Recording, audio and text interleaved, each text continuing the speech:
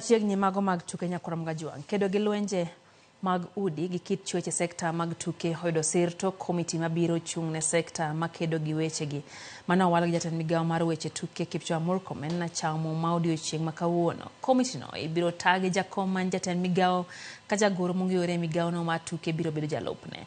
Moko kuom chenro ma komiti no biro tayo oting'o chope wang'e lip report ma higa 2022 matayo kelo maromre e weche mag tuke kind yowuoyi gi wakeini kendo gi lwenje mag kit chuech gi udi e kind jotugo kaachiel gi rieyo chenro mag migawo kotudre gi weche mag lwenje kit chuech.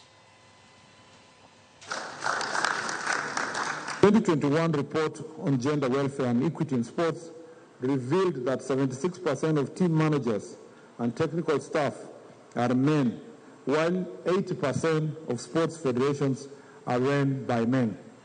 The report further revealed that 57% of sports persons interviewed admitted to having been subjected to sexual abuse more than 10 times. Of tokenism that was being done to women, whereby you find in some federations the position that was given for gender protection was more or less reporting to a member of the committee. So we found that if that member was found culpable, he would, of course, hash the whole thing in the board.